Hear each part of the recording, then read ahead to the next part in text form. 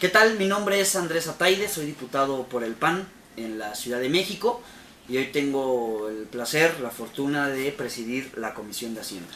Y es justamente el tema del cual quisiera un poco platicarles, porque aunque es un tema que evidentemente requiere de conocimiento técnico, nos incumbe, nos involucra a todas y a todos nosotros los que habitamos en esta ciudad.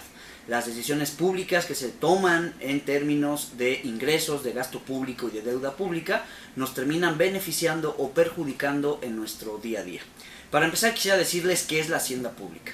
La hacienda pública abarca todos los ingresos que tiene un gobierno, en nuestro caso el gobierno de la ciudad, y también todos los egresos, mejor llamado como gasto público. En los ingresos tenemos dos vías o dos maneras en las que el gobierno tiene para hacerse de recursos. Por un lado está los no muy valorados y no muy aplaudidos impuestos, y justamente por el otro lado está el tema de la deuda pública. Y el tema del gasto público es justamente lo que hace el gobierno con todos los ingresos que va ingresando o que va recaudando. Los gobiernos, en este caso el gobierno de la Ciudad de México, pero como cualquier otro, municipal, estatal o incluso el federal, tiene objetivos que están en función de su ideología, de su plataforma, de lo que prometieron en campaña. ¿Y cómo es que pueden cumplir con esos programas o con esa plataforma? Justamente a través del gasto público. Entonces, la primera conclusión que me gustaría, o el primer concepto que les quisiera dejar, es que la hacienda pública está en función de los ingresos públicos y del gasto público, y que el ingreso público está en función de los impuestos y de la deuda pública, y que el gasto público se determina en función de lo que el mismo gobierno va ejerciendo durante el ejercicio fiscal. El gasto público tiene dos objetivos. Por un lado es dotar, satisfacer o proveer de bienes públicos a la comunidad, que en muchas ocasiones los podemos ver a través de hospitales públicos, de escuelas públicas, del mejoramiento del espacio público, y por otro lado el no menor objetivo de redistribuir la riqueza, es decir, de disminuir la desigualdad en una comunidad, a través de la existencia y de la aplicación de los programas sociales. Justamente los programas sociales lo que buscan es distribuir bienes que el mercado por sí mismo no puede satisfacer.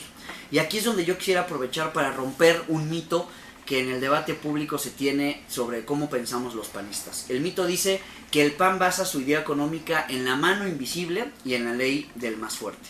Eso es totalmente falso. El PAN, incluso dentro de su ideología, dentro de su plataforma, propone como modelo económico la economía social de mercado, que consiste en una frase que a los panistas nos gusta mucho, que es tanta sociedad como sea posible y tanto gobierno como sea necesario. Es decir, ayudar a quien más lo necesita, aplicando él justamente el principio de la subsidiariedad.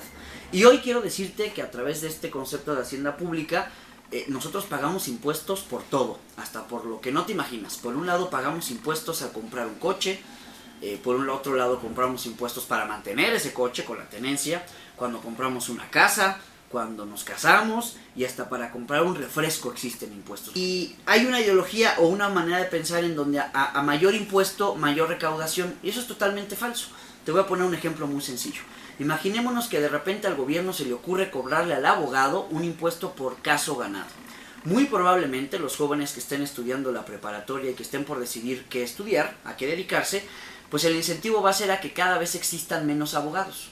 Y entonces el incrementar la tasa impositiva por caso ganado no necesariamente va a implicar que el gobierno recaude más ingresos a través de este impuesto, porque el incentivo en la comunidad va a ser a que existan cada vez menos abogados. En ese sentido, los policy makers, los que tomamos decisiones públicas, tenemos que buscar el equilibrio, calibrar, de tal manera que por un lado la tasa impositiva o el impuesto que se cobra por determinada acción sí incremente el ingreso total, pero no afecte o no modifique los incentivos de quienes habitamos en esta misma comunidad. La Ciudad de México, en su gran bolsa de ingresos, está dividida en dos partes. Por un lado, los ingresos que recaudamos localmente, como los impuestos, y por otro lado, los ingresos que recibimos por parte de la Federación en este pacto de coordinación fiscal, en el cual no solamente la Ciudad de México está involucrado, sino el resto de las 31 entidades federativas. Debo decirte que como Ciudad de México somos la entidad federativa menos dependiente, ya que de cada 10 pesos que tiene la Ciudad de México, 5 son recaudados localmente y 5 son provenientes de la Federación. Y en el gasto público, quizá la clasificación más famosa es dividir el gasto público en gasto corriente y en gasto de capital, a veces llamado inversión o gasto productivo. El gasto corriente es todo el ejercicio del recurso público que los gobiernos utilizan en programas sociales y en burocracia. También por burocracia me refiero al policía, al médico que está en hospitales públicos, a los maestros, y que a final de cuentas es la provisión de bienes públicos que ofrece o que debería ofrecer un gobierno. Y por el otro lado está el gasto de capital, que es justamente la construcción de estas escuelas, la construcción de estos hospitales, la construcción de carreteras, la inversión productiva en el mejoramiento del espacio público, en el transporte público. Y lamentablemente en la ciudad tenemos una proporción de que cada 10 pesos que ejerce el gobierno, solamente 3 son invertidos o son gastados de manera productiva y casi 7 son gasto corriente. La deuda, que es el tercer componente de la hacienda pública. Ya hablamos un poco de los ingresos, hablamos un poco del gasto público. Hoy además te voy a platicar un poco de la deuda. La deuda opera como cuando uno está interesado en comprar un coche y no tiene los recursos suficientes para poder comprarlo.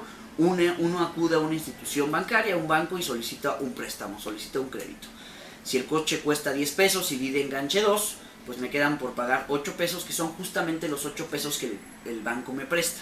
Yo que le debo al banco, no solamente los 8 pesos, que en matemáticas financieras o contables se le llama el capital, sino que adicionalmente le debo los intereses de esos 8,000 pesos que me está prestando. Igualito funciona con el gobierno. Cuando el gobierno solicita un préstamo, no solamente debe el capital, es decir, la cantidad íntegra que pidió prestada, sino también debe los intereses. Lo perverso de la deuda es que yo la contrato hoy, pero la pagan mañana. O sea, el gobernante de hoy tiene incentivos muy claros a emitir mucha deuda, a contratar mucha deuda, a endeudar a su comunidad, porque al final de cuentas quienes lo van a pagar pues son los gobernantes de mañana.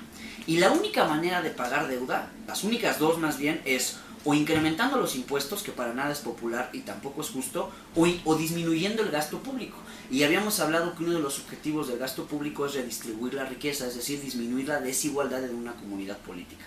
Entonces, ya sea una u otra ruta, ninguna es aplaudible, ninguna es óptima, y es por eso que desde el PAN hemos sido muy críticos con que la Ciudad de México sea la entidad federativa más endeudada de todo el país. Pero no solamente eso, somos la quinta entidad federativa en términos de deuda per cápita más alta del país. Eso significa que cualquier habitante de esta ciudad, por el simple hecho de ser habitante de esta ciudad, debemos entre 8,500 y 9,000 pesos. Es decir, si quisiéramos saldar la deuda pública de esta ciudad, cada habitante de esta ciudad tendría que depositarle al gobierno 9,000 pesos. Muchísimo dinero.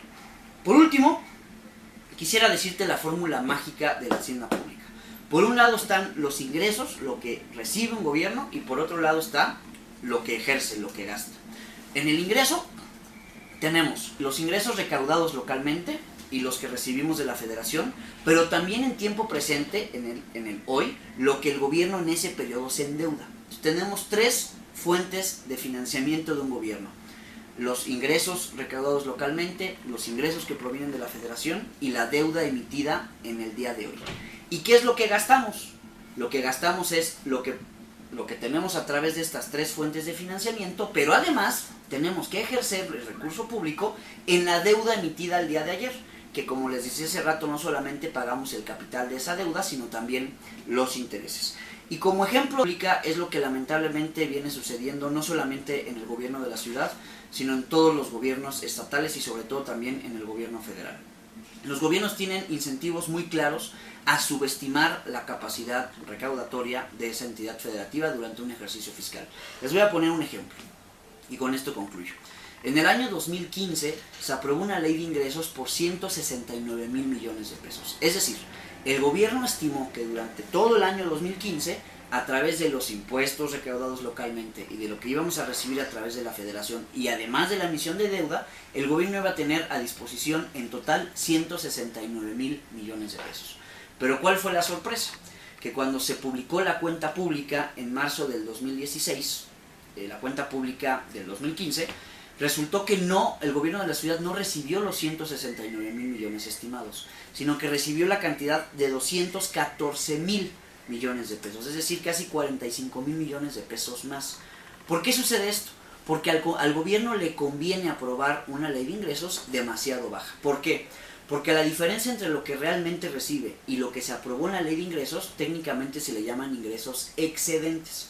Esos ingresos excedentes, el gobierno de la ciudad y el gobierno federal, y todos los gobiernos lamentablemente, tienen la facultad de ejercerlos de manera discrecional, sin un contrapeso que en el marco teórico básico indicaría que el contrapeso en el ejercicio del gasto público es el legislativo en los excedentes no interviene, no tiene mano, no se entera sino hasta el final en la publicación de la cuenta pública, y además en la parte del gasto, así como se aprobó en el 2015 una ley de ingresos por 169 mil millones de pesos, se aprobó un gasto por 169 mil millones de pesos. Pero como el gobierno no ingresó 169 mil millones de pesos, sino 214 mil millones de pesos, el gobierno no ejerció los 169 mil millones de pesos que aquí en la asamblea se aprobaron, sino que ejercieron 201 mil millones de pesos, casi 30 mil millones de pesos más. Y toda esta diferencia, insisto, de manera discrecional. Pero fue tanto el dinero que recibió, fueron los 214 y ejercieron solamente 201, que de todos modos al final sobraron 13 mil millones de pesos, que técnicamente es la diferencia entre lo que realmente se ingresó y lo que realmente se ejerció. Y a esos recursos se les llaman los recursos remanentes. Yo estoy convencido que la agenda pública, que el debate público en términos de hacienda y de recursos públicos tiene que tornarse a la regulación de los recursos excedentes. Nosotros, por nuestra parte, desde el PAN, en este grupo parlamentario, presentamos una iniciativa que justamente promueve la regulación de estos recursos. Y el ejemplo en el gobierno federal es que todos estos recursos excedentes son utilizados para comunicación social, no son utilizados para programas sociales, no son utilizados para gasto de inversión o gasto productivo, y eso genera evidentemente un malestar pues de la opinión pública, de quienes habitamos en nuestras ciudades y que a final de cuentas pagamos nuestros impuestos. Este es un breve esquema, muy ejecutivo, muy rápido de lo que es la hacienda pública y de cuáles son los retos en la misma materia. Por su atención, muchas gracias.